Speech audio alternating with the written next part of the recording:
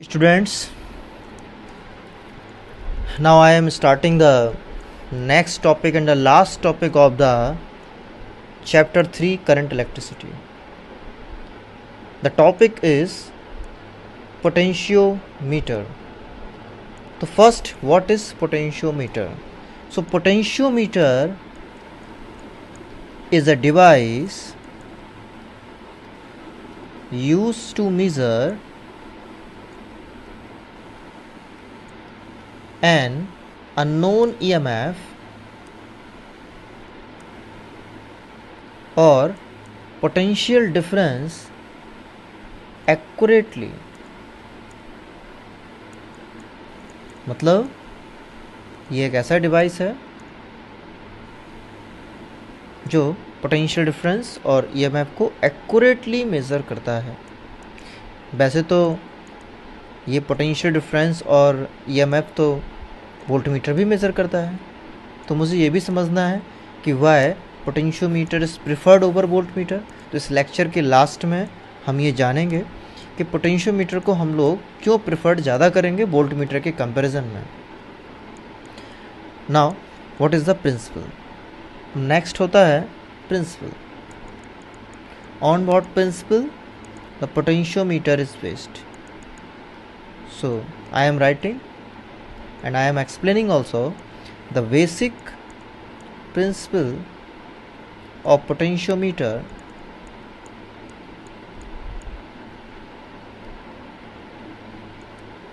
is that when a constant current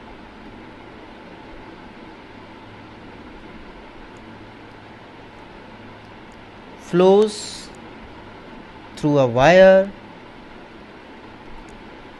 of uniform cross section,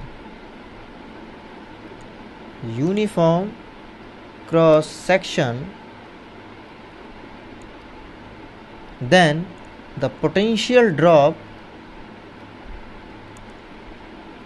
across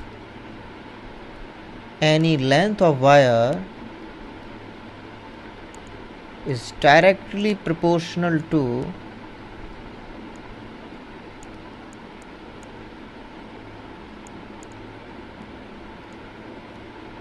that length. तो this is the most important principle. कई बार ये पूछा जाता है।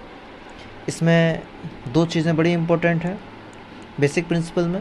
Constant current is passing through a wire of uniform cross sectional area, then potential drop is directly proportional to that length, means V proportional to L. This is the basic principle. Now the next thing, construction. आप लोग चाहें तो इसका screenshot भी ले सकते हैं समझने के लिए। The next thing, construction. What is the construction and how to draw the potentiometer diagram? Construction. In the construction, first we draw, in the construction it consists of 4 to 10 meter long wire of uniform cross section. इसमें 4 से लेकर 10 centimetre तक की long wire होगी uniform cross section का, और constant current उसमें पास हो रहा होगा। अब जो वायर यूज़ करेंगे उसका मटेरियल कैसा होना चाहिए? Having high resistivity and low temperature coefficient.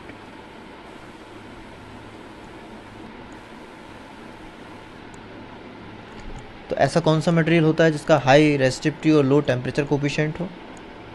कॉन्स्टेनन और मैग्नीन। तो जनरली ये जो हम यूज़ करते हैं वो कॉन्स्टेनन एंड मैग्नीन, ये हम लोग यूज़ करेंगे वायर के फॉर्म में, जिस टाइप से मीटर ब्रिज में यूज़ करते हैं उसी टाइप से। तो मेनली अब इसका देखते हैं कि डायग्राम कैसे बनाया जाएगा। अब इसमें आपका वायर होगा, हम लोग सबसे पहले 4 मीटर पोटेंशियोमीटर का एक डायग्राम बनाते हैं। अब 4 मीटर का बनाना है तो we have the 1 metre 4 wires in the parallel form, parallel में रखें लेकिन सीरीज़ में इसको कनेक्ट करेंगे, ठीक है। अगर हम 4 मीटर का डायरेक्टली बना देंगे तो बहुत बड़ा एपरेटस हो जाएगा, तो हम लोग इसके 1 मीटर के ऐसे 4 वायर्स रख लिए और इनको कॉपर स्ट्रिप से कनेक्ट कर देंगे। ये मैंने कॉपर स्ट्रिप से इसको कनेक्ट कर दिया है। कॉपर स्ट्रिप से क्यों करते हैं? क्योंकि इसका एरिया लार्ज है तो इसका रेसिस्टेंस बहुत लो होगा, तो कॉपर स्ट्रिप का एरिया इन 4 वायर्स में इनबिल्ट नहीं हो पाएगा, तो इसीलिए हम उसका कॉपर स्ट्रिप्स लेते हैं। तो ये देखिए, ये मैंने कॉपर स्ट्रिप से इसको एकदम ऐसा लग रहा है कि सीरीज़ फॉर्म में अरेंज कर दिया है।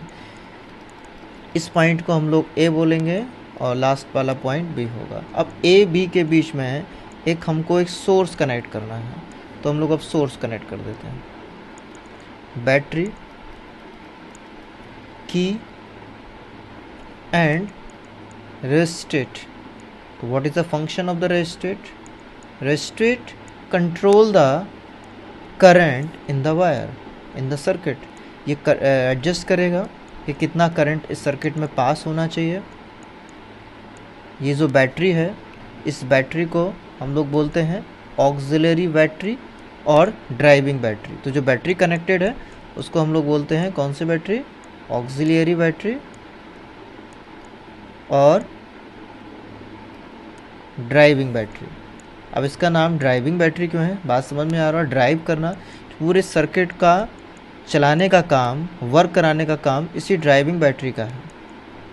अब इसके भी कुछ फंक्शन होते हैं, तो अभी इसी वीडियो में हम और भी डिस्कस करेंगे। बस याद रखिए कि ये जो मैंने वाइट पेन से एक्सटर्नल सर्किट को ज्वाइन किया है, इसको बोलते हैं ऑक्सिलरी सर्किट बोल सकते हैं, और जो बैटरी कनेक्टेड है उसको ऑक्सिलरी बैटरी और ड्राइविंग बैटरी बोलेंगे। अब इसके प्रिंसिपल के अकॉर्डिंग एक काम कर लेते हैं। ए पॉइंट से एक वोल्ट मीटर कनेक्ट करेंगे और इसके यहाँ पे नेगेटिव वाले टर्मिनल पे एक जॉकी फिट करेंगे, और जॉकी को सपोज़ हम यहाँ टच कर देते हैं, ठीक है। और जैसे यहाँ टच करेंगे कुछ ना कुछ ये लेंथ है, एल लेंथ है, तो इसमें V प्रोपोर्शनल टू आपका L होता है। तो जितना लेंथ होगा उसके अकॉर्डिंग आपको यहाँ पे पोटेंशियल डिफरेंस मिल जाएगा। अगर इस जॉकी को हम लोग यहाँ टच करते तो देखिए लेंथ इंक्रीज़ हो गया है, तो यहाँ पे आपका V भी इंक्रीज़ हो जाएगा क्योंकि V प्रोपोर्शनल टू L है। अच्छा, यहाँ पे एक चीज़ और ध्यान रखना कि नीचे एक मीटर स्केल भी लगा होता है, जिससे जो भी लेंथ होता है ना उससे हम इसका मेज़रमेंट कर लेते हैं। यहाँ पे एक मीटर स्केल भी फिट होता है। अब देखिए थोड़ा सा आगे, according to Ohm's law V equal to I R, and we know that R equal to rho L over A. In the expression I rho A are constant, because according to the principle constant current is passed through a wire of uniform cross section. That means I and A constant. Rho is the resistivity of the material of the wire, it is also constant. So I rho and A is a constant. इतना part constant हुआ, तो V equal to ये जो constant है इसको हम K assume कर सकते हैं, KL, so V proportional to L। तो ऐसे ही करके प्रिंसिपल आया है, where K is proportionality constant and its value is I rho over A। Okay, तो ये I रो ओवर A हो जाता है। इसमें जो K है इसको हम लोग पोटेंशियल ग्रेडियंट भी बोलते हैं। K is called potential gradient. अब देखते हैं इसका वैल्यू कैसा आएगा। जैसे V equal to K L है तो K इक्वल टू कितना हो जाएगा? K equal to V by L. V means potential drop और potential difference per unit length of the wire. Okay, so it is the potential gradient, it means potential drop per unit length of the wire, and its SI unit means SI unit of potential gradient is volt per meter, and practical unit is volt per centimeter। Means जब हम numerical लगाएंगे तो ज़्यादातर आपको K का value volt पर centimetre में आएगा कि 1 सेंटीमीटर में कितना पोटेंशियल ड्रॉप होगा। Now I will start the applications of potentiometer.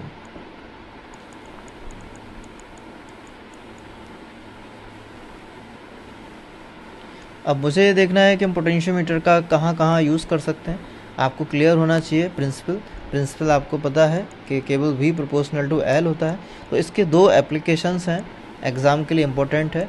First application है comparison of EMFs of two primary cell.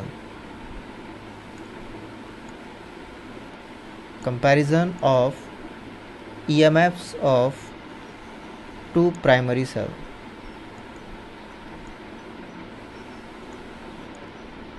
ठीक, केमिस्ट्री में आपको पता होगा कि प्राइमरी सेल और सेकेंडरी सेल में डिफरेंस क्या होता है। बस इतना से याद रख लिए कि प्राइमरी सेल को हम चार्ज नहीं कर सकते, एक बार जो प्रिपेयर कर दे बस वही हो जाएगा। इसके एग्जांपल्स हैं डैनियल सेल, लैक्लांचे सेल। और जो सेकेंडरी सेल होती है हम उसको रिचार्ज कर सकते हैं, जब ये इसका डिस्चार्ज हो जाएगा तो उसको हम दोबारा चार्ज कर सकते हैं। तो इतना अंतर है। और सेकेंड एप्लीकेशन इसका है internal resistance of the primary cell। internal resistance of primary cell। Primary cell का इंटरनल रेजिस्टेंस हमको कैलकुलेट करना है। तो इसमें दो आपके ये एप्लीकेशन है। सबसे पहले हम स्टार्ट करते हैं first application, comparison of EMFs of two primary cells. This is the first application. आपको डायग्राम में दिख रहा होगा 4 मीटर पोटेंशियोमीटर वायर और इसके साथ में एक ड्राइविंग सर्किट, ऑक्सिलरी सर्किट भी कनेक्ट है, EMF E की, K की एंड रेजिस्टेड H RH। तो जिन सेल्स का EMF का कंपैरिजन करना है उसके पॉजिटिव टर्मिनल को हम सबसे पहले A से कनेक्ट करते हैं। तो ये this is the EMF of the first cell, this is the EMF of the second cell E2। इन दोनों के पॉजिटिव टर्मिनल को A से कनेक्ट करना है, इसका ध्यान रखना है। फिर E1 E2 को कॉमन करके यहाँ पे आपको एक अटैच करना है टू वे की। अब टू वे की का मतलब समझेंगे क्या होता है। टू वे की का मतलब होता है ऐसी की जिसमें दो रास्ते होते हैं, जिसको हम वारी वारी से एक एक करके कनेक्ट करके दिखाते हैं। इसको मैं बोल देता हूँ 1, ये 2 और ये 3। ये 3 डॉट्स जो दिख रहे हैं वो लाइन से हैं, 1 2 3। ओके, ये टू वे की हो गया। और इसके साथ में जो 3 पॉइंट दिख रहा है उसके साथ में एक हम लोग सेंसिटिव गैल्वेनोमीटर कनेक्ट करेंगे और फिर एक होता है जॉकी। ठीक, ये जॉकी हो जाएगा। अब आपको करना क्या है, इसमें सबसे पहले हम इंसर्ट करेंगे 1 और 3 के बीच में एक की को इंसर्ट करेंगे। और जैसे ही 1 और 3 के बीच में हम एक की को इंसर्ट करेंगे ये आपका कनेक्टेड हो जाएगा, 1 और 3 कनेक्टेड हो जाएगा। जब 1 3 कनेक्टेड हो जाएगा तो E1 सेल विल वर्क। तो सबसे पहले हम लोग क्या कर रहे हैं, on pressing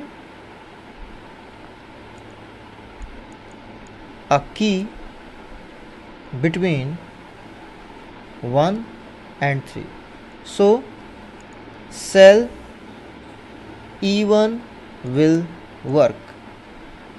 Okay, now move the jockey on the wire AB till we get no deflection. ठीक, आपको तब तक जॉकी को मूव कराना है जब तक नो डिफ्लेक्शन नहीं मिल जाएगा। नो डिफ्लेक्शन में क्या होगा, इस तरीके से गैल्वेनोमीटर होता है, बीच में 0 होता है। और जैसे ही निडल आपका बिल्कुल 0 पे आ जाएगा, इसमें कुछ ऐसे टाइप से होगा कि पहले निडल यहाँ होगी और जैसे जैसे आप इस जॉकी को A से B की तरफ लेके जाओगे धीमे धीमे शिफ्ट होके एकदम बीच में आ जाएगी। और जहाँ एकदम बीच में आ जाएगा वहीं नो डिफ्लेक्शन आ जाएगा। सपोज दैट ये पॉइंट मुझे यहाँ पे जाके मिल जाता है, this is the J1। Jockey को मैंने यहाँ टच किया, कोई ये लेंथ हो गया होगा AJ1 इक्वल टू L1। इस लेंथ को बोलेंगे बैलेंसिंग लेंथ। इस लेंथ पे गैल्वेनोमीटर नो डिफ्लेक्शन देगा और नो डिफ्लेक्शन की कंडीशन में करंट पास नहीं होगा सर्किट में। According to the principle E1 equal to KL1 because E1 proportional to L1। This is the equation number 1। Now the second point, remove key between 1 and 3 and on pressing or inserting a key between 2 and 3. अब 2 and 3 के बीच में हम की को insert करेंगे और इसके बीच की की को हम हटा देंगे. 2 and 3 के बीच की की को कनेक्ट करेंगे. Now E2 cell will work. Cell E2 will work. Now again move the jockey on the wire AB till you get the no deflection. Suppose that this point is J2, and on measuring this length from A to J2 on the meter scale, we get AJ2 equal to L2. We assume any length. We are assuming length L2. So according to the principle, E2 equal to KL2. K is the potential gradient. This is equation number 2. Divide equation 1 and 2. We get E1 upon E2 equal to KL1 upon KL2. Now K and K remove, we get E1 upon E2 equal to L1 upon L2. This is the comparison of the EMFs of two primary cells. If two primary cells have EMFs E1 and E2, then their ratio is equal to their ratio of balancing lengths L1 and L2. If one of the two cell is known, if we know one of the two cell, अगर मैं E1 E2 में से कोई एक cell का EMF आपको पता है, सपोज कर लेते हैं E1 is standard cell. Standard cell का मतलब नोन सेल, नोन EMF, इसका EMF आपको पता है, तो हम लोग इसका E2 कैलकुलेट कर सकते हैं. तो E1 upon E2 equal to N1 by L2 से हम लोग कैलकुलेट करेंगे, तो E2 इक्वल टू आ जाएगा L2 upon L1 into E1. It means we can calculate the EMF of the unknown cell if we know the EMF of the standard cell E1. So formula of the unknown cell L2 upon L1 into E1. One thing is very important. In order to get null point on the potentiometer wire, it is necessary that the EMF of auxiliary cell must be greater than both E1 and E2. इसका meaning ये हुआ कि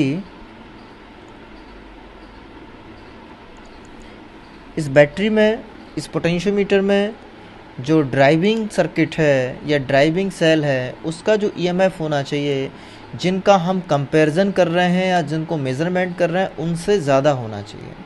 suppose that अगर driving cell के EMF का value हम अगर assume कर लेते हैं कि 1.5 वोल्ट है, तो इस चीज़ को याद रखना है कि जिनका कंपैरिजन करना है E2 E1, इनकी वैल्यू 1.5 से कम होनी चाहिए, ज़्यादा नहीं होनी चाहिए.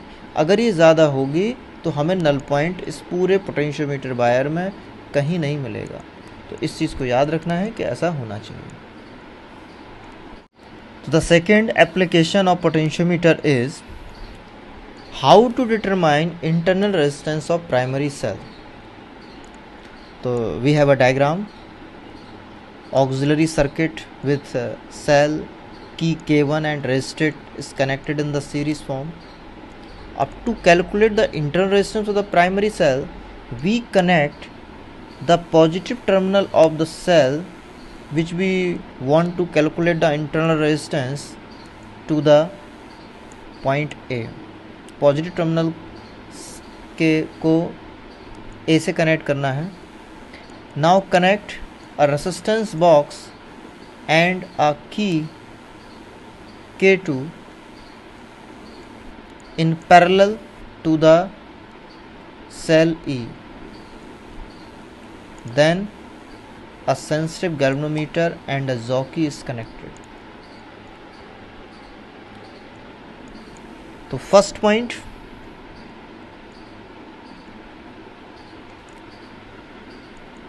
when K1 is pressed, auxiliary circuit के K1 को प्रेस्ड करना है, क्लोज करना है, and K2 is kept open, K2 को ओपन रखना है। K2 को ओपन रखेंगे तो रेजिस्टेंस बॉक्स का कनेक्शन अब सेल से नहीं है। Now move the jockey on the wire AB until you get the no deflection. Suppose that we get a point J1 and we measure the length A2J1 on the meter scale. Let AJ1 equal to L1. So according to the principle of the potentiometer, E equal to KL1. This is equation number 1. Now when K2 is pressed, K2 को press करना है, लेकिन K1 तो pressed ही है, अब K2 को press कर दिया है। K2 प्रेस करेंगे तो रेजिस्टेंस बॉक्स जो पैरेलल में लगा हुआ है सेल ई के वो वर्क करेगा और कुछ न कुछ रेजिस्टेंस की वैल्यू इस रेजिस्टेंस बॉक्स से देंगे। तो अब देखेंगे कि अब यहाँ से लेके यहाँ तक का जो पोटेंशियल डिफरेंस होगा वो ई नहीं होके वी हो जाएगा, क्योंकि कुछ ना कुछ करंट आपके ऐसे करके फ्लो होने लगेगा तो वी वर्क करेगा। So again move the jockey on the wire AB. Now we get a new balancing length J2. Let AJ2 equal to L2. So according to the principle of the potentiometer, the V potential difference is equal to KL2. This is equation number 2. Now divide first and second. We get E upon V equal to KL1 upon KL2. So we get E upon V equal to L1 upon L2. And we want to calculate the internal resistance. The formula of the internal resistance is R equal to capital R E upon V minus 1. This is the formula as we discussed before in the previous lectures. So put the value of E by V, we get L1 upon L2 minus 1. So this is the required formula to calculate the internal resistance of the cell. So if we want to calculate internal resistance of cell, we need R resistance. We can calculate R resistance by using a resistance box, and lengths L1 and L2, these are the balancing lengths. And if we move the jockey on the wire AB, then we get L1 and L2 by pressing the key K1 and K2 respectively. So this is the required formula. What is the meaning of sensitivity of potentiometer? So the sensitivity means it is capable of measuring very small potential difference accurately. Potential difference कितना भी कम क्यों ना हो, potentiometer उसके लिए कुछ ना कुछ एप्रिशिएबल बैलेंसिंग लेंथ देगा। जैसे कि अगर आपको 2 सेल्स के ईएमएफ्स में कंपैरिजन करना था तो मान लो एक सेल का ईएमएफ था 1.1 वोल्ट और दूसरे सेल का ईएमएफ था 1.2 वोल्ट, और आप मेजरिंग जब कर रहे हैं पोटेंशियोमीटर से तो एक के केस में सपोज उसने 120 सेंटीमीटर बैलेंसिंग लेंथ दिया और 1.2 वोल्ट के लिए 125 सेंटीमीटर बैलेंसिंग लेंथ दे रहा है। तो इसका मतलब है कि 0.1 का डिफरेंस भी अगर पोटेंशियल डिफरेंस में होता है, ईएमएफ्स में होता है, तो उसके लिए वो बैलेंसिंग लेंथ में भी थोड़ा चेंज देगा। कि अगर वो चेंज नहीं दे रहा है, सेम वैल्यू दे रहा है 1.1 वोल्ट और 1.2 वोल्ट के लिए बैलेंसिंग लेंथ का सेम वैल्यू दे रहा है, इसका मतलब कि पोटेंशियोमीटर सेंसिटिव नहीं है। How to increase the sensitivity? तो sensitivity of the potentiometer can be increased by reducing the potential gradient. Potential gradient की वैल्यू को कम करके, रिड्यूस करके सेंसिटिविटी को बढ़ाया जा सकता है। And we know the value of the K is K equal to V upon L। It means and we know that V equal to IR. So it is clear the sensitivity of potentiometer can be increased by reducing the potential gradient, and potential gradient can be reduced कि अगर sensitivity को बढ़ाना है तो potential gradient कम करना है. और potential gradient को कैसे कम कर सकते हैं? We have the two ways. First, by increasing the length, because k is inversely proportional to the length, so it is clear why increasing the length. The sensitivity can be increased by increasing the length of potentiometer wire. It means if we have the two type of potentiometer, 4 meter wire potentiometer or 10 meter wire potentiometer, which potentiometer is more sensitive? Yeah, very good. So 10 meter potentiometer wire is most sensitive, because wire length of the wire increase, sensitivity can be also increased. Second way, if we decrease the value of current, because K is directly proportional to I, so if we decrease the value of current, then potential gradient can also be reduced, क्योंकि मुझे potential gradient को कम करना है. तो कम कैसे कर सकते हैं? करंट को रिड्यूस करके. So by reducing the current. And how to reduce the current? By using the resistor in the auxiliary circuit.